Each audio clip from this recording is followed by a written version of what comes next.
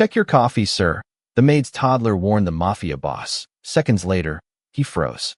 What could make a toddler say those exact words at such an unexpected moment? And why would a single warning cause the Mafia Boss to freeze instead of simply taking another sip? Hello, everyone, and welcome back to the channel. If you enjoy powerful stories filled with suspense, emotion, and unforgettable moments, be sure to subscribe and turn on notifications so you never miss a new upload. Thank you for being here and for your incredible support. It truly helps this community continue to grow. Before we begin, tell us in the comments. If you heard a child suddenly warn someone to check their coffee, what would you do first? Now, settle in, and let's step into the story where everything begins. Sometimes the smallest voice is the only one brave enough to speak before destiny changes its course. The morning sunlight spilled through the towering windows of Lorenzo DeLuca's estate, painting long streaks of gold across polished marble floors that reflected a life built on discipline, influence, and absolute control. Every clock in the mansion seemed to breathe in perfect rhythm with the household's routine, every employee knowing precisely where to stand and when to disappear. Nothing happened inside these walls without purpose, and nothing escaped the attention of the man who owned them. Yet on this ordinary Tuesday, routine would become the one thing Lorenzo could no longer trust. At exactly 8 a.m., he stepped into the breakfast room wearing a perfectly tailored charcoal suit, his calm expression revealing nothing about the endless decisions already waiting beyond the mansion gates.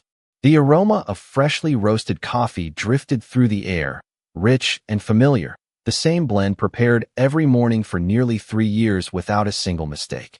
Beside the doorway stood Amara Johnson, 34 years old, her crisp housekeeping uniform pressed with quiet pride despite another sleepless night. The daycare near her apartment had unexpectedly closed after a plumbing emergency, leaving her with no choice but to bring her 3-year-old son, Elijah, to work for the first time.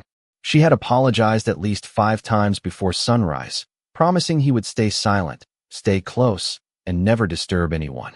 The estate manager reluctantly agreed, warning her that Mr. DeLuca valued order above everything else. Elijah tried his best. Sitting on a small chair near the breakfast room entrance with a picture book resting across his knees, the little boy swung his sneakers back and forth, whispering stories to himself while the adults carried on with their carefully rehearsed routine. Lorenzo barely noticed the child as he reviewed the morning reports placed beside his favorite porcelain coffee cup. One page summarized financial updates. Another listed charitable donations scheduled for the afternoon. Everything appeared exactly as expected. He reached toward the warm cup without looking up. Around him, conversations faded into respectful silence, interrupted only by the soft ticking of a grandfather clock and the distant melody of birds beyond the garden windows. Then, just as Lorenzo wrapped his fingers around the handle and lifted the cup toward his lips, Elijah suddenly looked up from his book. His cheerful expression disappeared, replaced by a strange seriousness far beyond his years. The little boy stood so quickly that his chair scraped lightly across the floor. Every pair of eyes turned toward him as he pointed directly at the steaming cup and called out with surprising clarity, "Check your coffee, sir." The words echoed through the elegant room with impossible weight. Lorenzo stopped instantly. The cup remained suspended only inches from his face. No one moved. No one breathed. Even the ticking clock seemed louder than before. Lorenzo slowly lowered the cup without taking a sip, his sharp blue eyes shifting from the coffee to the child, searching for an answer that no one else in the room could possibly understand. For several long seconds, the breakfast room remained perfectly still, as though the mansion itself had forgotten how to breathe. Lorenzo DeLuca did not ask a question immediately. He simply studied the untouched coffee, then shifted his attention toward the little boy whose small hand was still pointing at the porcelain cup. Elijah did not appear frightened by the silence surrounding him. Instead, he tilted his head slightly, blinking with innocent curiosity as if he could not understand why every adult suddenly looked so alarmed. Amara Johnson felt the color drain from her face. Her heart pounded so hard she thought everyone in the room could hear it. She hurried across the polished floor and gently placed a protective hand on her son's shoulder. "I am so sorry, sir," she said softly, struggling to keep her voice steady. "He is only 3. He does not always understand when it is appropriate to speak." Lorenzo remained silent. That silence frightened the staff far more than anger ever could. During the 2 years Amara had worked inside the estate, she had learned one important truth about the man standing before her. Lorenzo never raised his voice unless absolutely necessary. When he became quiet, everyone else became careful. The estate manager cleared his throat, ready to remove Amara and her son from the room before the situation became even more uncomfortable. But Lorenzo lifted one finger without taking his eyes off Elijah. The gesture stopped everyone instantly. "Come here," Lorenzo said calmly. The request surprised Amara almost as much as it surprised the child. Elijah looked up at his mother, waiting for permission. She nodded gently, and he walked forward with short, careful steps until he stood several feet away from the breakfast table. Lorenzo lowered himself slightly, so that his eyes met the little boy's instead of looking down at him. "Why did you ask me to check my coffee?" he asked, his voice carrying genuine curiosity rather than suspicion. Elijah frowned, searching for words that a 3-year-old could understand. "It looks different today," he answered quietly. Several employees exchanged puzzled glances. The coffee looked exactly the same as it always did. Lorenzo glanced back at the cup. Steam continued to rise in slow curls beneath the morning sunlight. Nothing appeared unusual. "Different how?" he asked. Elijah shrugged. "I do not know. It feels wrong." The answer was so simple that it almost sounded meaningless, yet something about the child's complete sincerity made Lorenzo hesitate. He had spent decades learning to recognize deception in business meetings, negotiations, and difficult conversations. Children that young rarely knew how to invent convincing lies. Amara closed her eyes for a brief moment, embarrassed beyond words.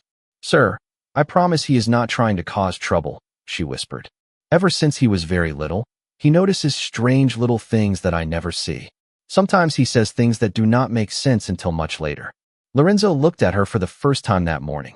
There was no performance in her expression, only the exhausted honesty of a hardworking mother trying to protect her child while protecting her job at the same time. The breakfast room remained wrapped in uneasy silence as Lorenzo slowly placed the untouched cup back onto its saucer. For reasons he could not yet explain, the routine that had never failed him suddenly no longer felt as dependable as it had only a minute before. No one reached for the cup after that. Instead, Lorenzo turned toward the head of household security, Daniel Brooks, whose calm expression rarely changed even under pressure. "Take the coffee to the lab," Lorenzo said evenly. "I want every ingredient examined before anyone touches it again." Daniel nodded once, carefully lifting the porcelain cup onto a silver tray as though it had suddenly become far more valuable than breakfast itself. No one questioned the order. Within moments, the tray disappeared through the service hallway, leaving behind a silence that settled over the room like heavy winter air. Amara lowered her eyes, unable to ignore the worried thoughts racing through her mind. She had spent years building a reputation as the most dependable housekeeper in the estate. She arrived before sunrise, left after sunset, and never gave anyone a reason to doubt her integrity. Yet she understood how easily suspicion could spread. She had been the one who entered the breakfast room that morning. Her son had been the one who interrupted the routine. Even if neither of them had done anything wrong, appearances could become dangerous all on their own. Elijah gently tugged on her sleeve. "Mommy, did I do something bad?" he whispered. Amara knelt beside him and brushed a curl away from his forehead. "No, sweetheart," she answered softly. "You always tell the truth. That is never wrong." Lorenzo heard every word without pretending otherwise. For reasons he could not explain, the exchange reminded him of memories he had buried beneath years of responsibility. His own mother had spoken with that same quiet certainty whenever he had been afraid as a child. She believed honesty deserved protection even when it created uncomfortable moments. The memory disappeared as quickly as it arrived, replaced once again by careful observation. 30 minutes later, Daniel returned carrying a small sealed evidence bag instead of the coffee cup. His normally composed face revealed something unusual. The preliminary chemical screening found an unexpected cleaning compound inside the coffee, he reported. The concentration was low, but it should never have been anywhere near food or beverages. The breakfast staff stared in disbelief. One of the kitchen assistants covered her mouth with both hands. The estate chef immediately insisted that every ingredient had been checked before preparation. Daniel calmly explained that no conclusions had been reached and that a complete investigation would follow before assigning responsibility. Lorenzo listened without interrupting. The report did not answer every question, but it confirmed one important fact. Elijah had spoken before anyone else noticed something was wrong. Lorenzo slowly turned toward the little boy, who sat quietly coloring with a handful of crayons someone had found in the nursery cabinet. Elijah smiled proudly after finishing a bright blue house with a yellow sun above it, completely unaware that the adults around him were now looking at him differently. There was no fear in his eyes, no expectation of praise, only the peaceful satisfaction that children often carried after doing what felt natural. Lorenzo watched him for several silent moments before looking back toward the sealed evidence bag resting on the table. For the first time in many years, certainty gave way to curiosity, and the man who trusted facts above feelings found himself wondering whether the smallest person in the mansion had noticed something everyone else had completely overlooked. By early afternoon, the mansion no longer felt like the place Amara Johnson had come to know over the past 2 years. Every hallway seemed quieter, every whispered conversation ended the moment she approached, and every familiar smile had been replaced with uncertain glances. Nobody openly accused her of anything, but suspicion had a way of filling empty spaces without needing words. She continued folding fresh linens in the laundry room with the same careful precision she always had, refusing to let trembling hands reveal the fear growing inside her. Across the room, Elijah sat on a folded blanket, quietly stacking wooden blocks that one of the gardeners had found in the storage room to keep him occupied. He hummed softly to himself, completely unaware that one simple sentence had changed the rhythm of an entire household. A gentle knock interrupted the silence.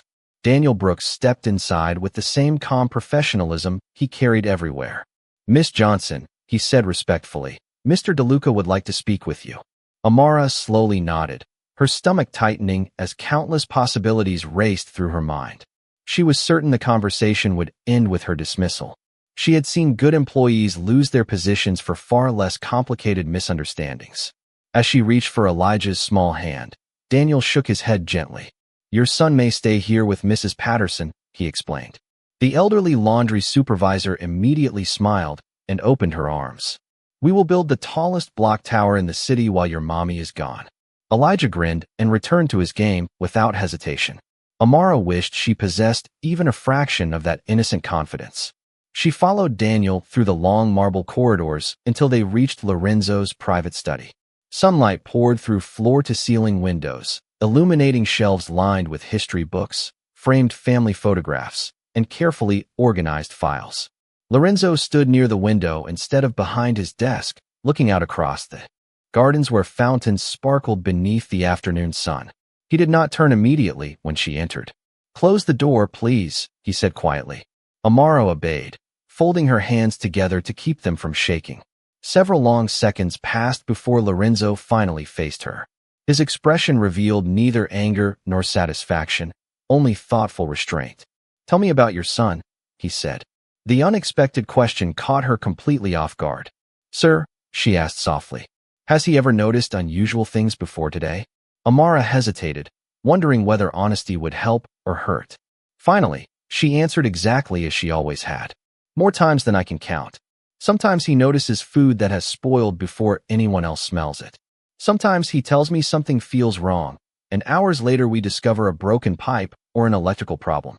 I have never understood how he does it." Lorenzo listened without interrupting. "Has a doctor ever explained it?" She nodded slowly. "His pediatrician believes Elijah pays attention to details most people unconsciously ignore. Certain smells, sounds, and tiny changes stand out to him. They are ordinary things. He simply notices them sooner." Lorenzo walked toward the desk where the sealed laboratory report rested unopened beside several photographs taken in the kitchen that morning. He looked at Amara with a seriousness that carried unexpected respect. "Mrs. Johnson," he said, "I asked you here because I needed to know whether your son guessed or whether he observed. Those are two very different things. And right now, that difference may matter more than either of us realizes." When Amara quietly left the study, she still did not know whether her future inside the DeLuca estate had been secured or quietly placed on borrowed time. Lorenzo remained standing beside the window, his thoughts lingering on every word she had spoken about her son.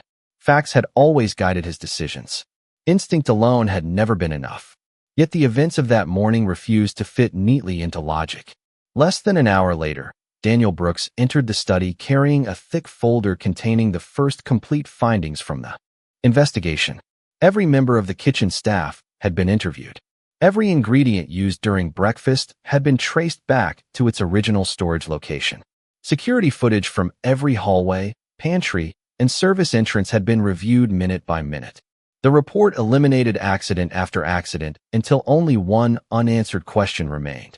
How had a household cleaning solution ended up inside a freshly prepared cup of coffee? Daniel carefully spread several printed photographs across Lorenzo's desk. One image showed the coffee station before breakfast. Another captured a pantry shelf where identical bottles had been stored side by side. Their labels were nearly the same color, nearly the same size, and nearly impossible to distinguish from several feet away during a busy morning. Lorenzo studied each photograph without speaking. "Do you believe this was intentional?" he finally asked. Daniel paused before answering. "I believe someone made a serious mistake," he replied honestly. "At this point, we have no evidence suggesting anyone meant for this to happen. Every employee's timeline has been accounted for, and nothing indicates deliberate misconduct." Lorenzo leaned back slowly, absorbing the weight of those words. A mistake could have changed everything just as easily as malice. Sometimes carelessness carried consequences no one ever intended. Meanwhile, down the hall, Elijah sat in the conservatory beside enormous windows overlooking the gardens. Bright afternoon light warmed the room, while colorful butterflies drifted among flowering bushes outside. Mrs. Patterson handed him a cup of apple juice and smiled as he carefully arranged toy animals into perfect little rows across the carpet. Lorenzo happened to pass the open doorway on his way to another meeting and stopped without realizing it. He watched the little boy quietly move a tiny wooden bird away from a painted flower before whispering, "The bee wants this one." A few seconds later, an actual bee landed exactly where Elijah had pointed. Lorenzo blinked with quiet surprise. The child had not guessed. He had simply noticed something everyone else had overlooked. It was the same kind of careful observation Amara had described earlier. Tiny details, small changes, patterns hidden in plain sight. Lorenzo continued watching for another minute before walking away with a thoughtful expression. Back in the kitchen, the estate chef gathered every employee together and accepted responsibility for the confusion created by the nearly identical bottles. New storage procedures would begin immediately. Larger labels would be added. Food supplies and cleaning products would be kept in completely separate cabinets. No one argued. Everyone understood how close an ordinary mistake had come to becoming something unforgettable. As evening settled over the estate, Lorenzo found himself looking once more toward the conservatory where Elijah laughed quietly while building another tower from colorful wooden blocks.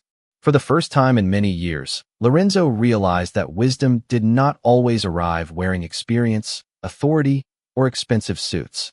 Sometimes it arrived carrying a picture book, wearing tiny sneakers, and seeing the world with a clarity that adults had long forgotten. The following morning arrived with a calm that felt completely different from the day before. The estate still operated with its usual precision, but something subtle had changed beneath the polished routines and carefully timed schedules. People no longer looked at Elijah with puzzled curiosity. They watched him with quiet respect, although the little boy remained blissfully unaware of the attention surrounding him. He simply followed his mother through the staff hallway carrying his favorite stuffed elephant, smiling whenever someone smiled back. Amara noticed the difference immediately, yet she refused to let herself relax. She had learned long ago that one peaceful day did not always guarantee another. As she finished arranging fresh flowers in the library, Daniel Brooks approached carrying a small folder. His expression was gentler than it had been since the investigation began. "Mrs. Johnson," he said, "the final review is complete." Amara felt her heartbeat quicken. Daniel continued before she could ask the question weighing on her mind. The investigation confirmed that no employee acted with harmful intent. The cleaning solution had been placed beside food supplies after a shipment was delivered yesterday afternoon. The containers looked nearly identical, and the mistake was not discovered until your son spoke up. Amara closed her eyes for a brief moment, relief washing over her so suddenly that she nearly lost her balance. For the first time in more than 24 hours, she allowed herself to breathe without fear. Daniel smiled politely. Mr. DeLuca also requested that I thank Elijah. Amara looked surprised. Thank him, she repeated softly. Daniel nodded. His careful observation prevented a serious mistake from becoming something much worse. Mr. DeLuca believes gratitude should never depend on someone's age. Those words stayed with Amara for the rest of the afternoon. Meanwhile, Lorenzo sat alone inside his study reviewing the revised household procedures. New storage cabinets had already been ordered. Every bottle inside the kitchen would receive large color-coded labels. Additional safety checks would become part of every morning routine. The changes seemed simple, yet Lorenzo understood they represented something larger than improved organization. They represented humility. Even the most carefully managed household could overlook an obvious detail if everyone assumed someone else had already noticed it. Later that afternoon, Lorenzo stepped into the estate garden where Elijah was carefully watering flowers with a tiny green watering can that one of the gardeners had found for him. Most of the water landed on the stone pathway instead of the flowers, but Elijah laughed every time the sunlight turned the scattered drops into sparkling little stars. Lorenzo stood quietly beside him. Those flowers look happier already, he said. Elijah looked up and smiled proudly. Flowers get thirsty too. Lorenzo nodded. I think you are right. The little boy reached into his pocket and pulled out a tiny yellow dandelion he had picked with permission from the gardener. Without hesitation, he handed it to Lorenzo. This one is for you. Lorenzo accepted the fragile flower as carefully as if it had been carved from crystal. No expensive gift he had ever received carried more sincerity than that simple offering from a child who expected nothing in return. As Elijah ran back toward his mother with joyful little steps, Lorenzo remained standing beneath the afternoon sun holding the tiny flower between his fingers, quietly realizing that the greatest lessons in life often arrived without titles, without wealth, and without recognition, carried instead by ordinary people whose kindness asked for absolutely nothing in exchange. Several days passed, and life inside the DeLuca estate slowly returned to its familiar rhythm. But Lorenzo noticed something that surprised even himself. Every morning, before his first meeting, he found his eyes drifting toward the staff entrance, almost expecting to see Elijah walking beside his mother with that same stuffed elephant tucked beneath one arm. The little boy had become an unexpected part of the mansion's quiet routine. Some mornings he would wave enthusiastically at the gardeners.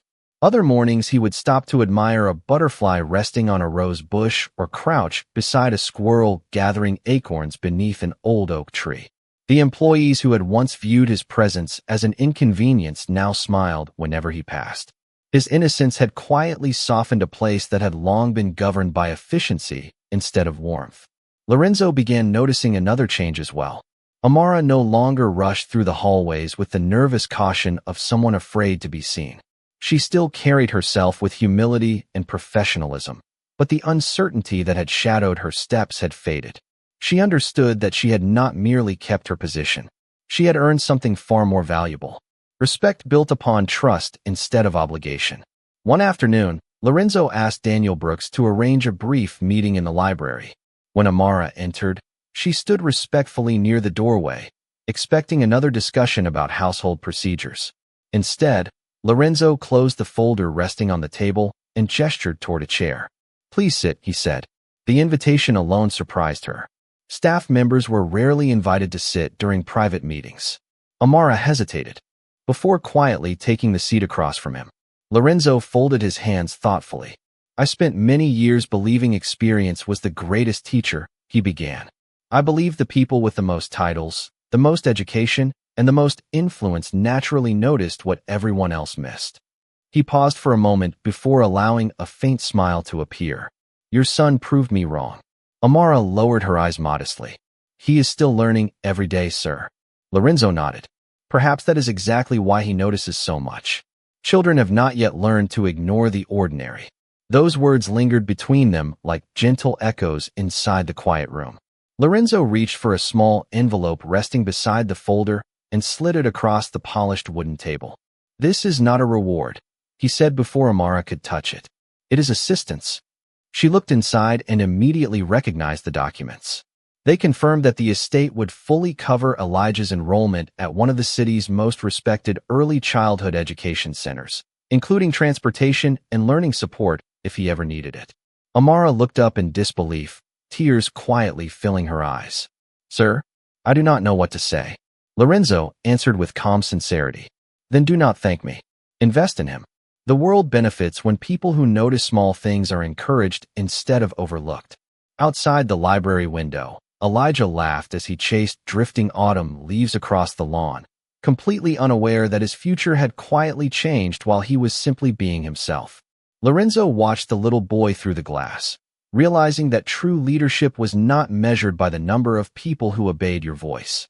It was measured by whether you recognized quiet gifts before the world learned to silence them. Autumn gradually surrendered to early winter, and with each passing week the DeLuca estate seemed less like a mansion governed only by schedules and expectations and more like a home where people occasionally paused long enough to notice one another. The transformation did not happen through grand speeches or dramatic gestures.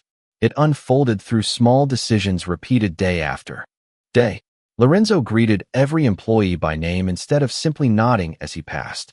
Staff meetings, once limited to assignments and deadlines, now ended with genuine conversations about concerns, ideas, and improvements. The change surprised everyone, including Lorenzo himself. He often found his thoughts returning to a simple realization that had quietly reshaped his perspective. The strongest foundation was not built on authority alone. It was built on paying attention. Amara noticed those changes more than anyone. For the first time since joining the estate, she felt seen not merely as someone who cleaned rooms and polished furniture, but as a person whose work mattered. One crisp December afternoon, she was arranging holiday decorations in the grand foyer when the estate manager approached carrying a folder with an unmistakably warm smile. "Mr. DeLuca would like to speak with you once more," he said. This time, Amara walked to Lorenzo's office without fear. When she entered, she immediately noticed architectural drawings spread neatly across his desk beside several renovation plans. Lorenzo invited her to sit before explaining his decision. The unused guest cottage at the edge of the estate had recently been restored for visiting business partners, but another residence nearby remained vacant. It was smaller, comfortable, and only a short walk from the main house. "I believe long commutes should not stand between good people and their families," Lorenzo said calmly. "If you choose, you and Elijah may live there while you continue working here. The arrangement will allow him to attend his new school without spending hours traveling across the city." Amara stared at him in complete silence. She had spent years juggling buses, daycare schedules, rising rent, and endless uncertainty. The possibility of a safe home close to work felt almost impossible to imagine. Tears quietly filled her eyes again, but this time they carried relief instead of fear. "Sir," she whispered, "you have already done more than I ever expected." Lorenzo gently shook his head. "No, Amara. I am simply removing obstacles. The future belongs to people willing to work for it. You have already done that." Hearing her own name spoken with such natural respect touched her more deeply than any financial assistance ever could. Outside, Elijah chased the season's first light snowfall across the garden paths, laughing as tiny flakes landed on his mittens. Several gardeners joined his game for a few moments before returning to their work, smiling more than they had in years. Watching through the window, Lorenzo realized the estate itself had changed because the people inside it had changed. Trust had replaced unnecessary distance. Respect had replaced silent assumptions. And somewhere between one little boy's honest observation and one mother's quiet dignity, an entire household had rediscovered something wealth alone could never purchase. They had remembered that every person, no matter how ordinary their title appeared, deserved to be noticed with the same care they so willingly gave to everything else. Winter slowly gave way to spring, and the gardens surrounding the DeLuca estate bloomed with colors that seemed brighter than anyone remembered. Fresh roses lined the stone pathways, fountains reflected clear blue skies, and the old oak tree where Elijah loved to play stretched its branches toward another season of quiet beginnings. Life had settled into a peaceful rhythm, yet every person who worked within the estate understood that something far greater than new procedures or renovated buildings had taken root. A culture of respect had quietly replaced one of simple routine. Lorenzo often began his mornings with a walk through the gardens before the first business meeting of the day. One Saturday, he found Elijah kneeling beside a patch of newly planted flowers, carefully helping the gardeners press fresh soil around the tiny stems with his small hands. "They grow better when someone believes in them," Elijah said with complete confidence after noticing Lorenzo watching nearby. The simple sentence lingered in the cool morning air. Lorenzo smiled, realizing that the child had once again expressed a truth that many adults spent their entire lives trying to understand. Later that afternoon, the entire household gathered in the courtyard for the annual Spring Appreciation Luncheon, a tradition that had once been formal and distant but had gradually become warm and personal. Every employee sat together at the same tables regardless of title or position. Laughter replaced awkward silence. Families were welcomed instead of hidden away. As the meal drew to a close, Lorenzo stood to address everyone. There was no elaborate speech waiting on prepared notes. He simply looked around at the faces that had helped build not only his estate, but also the life he had often taken for granted. His eyes finally rested on Amara and Elijah.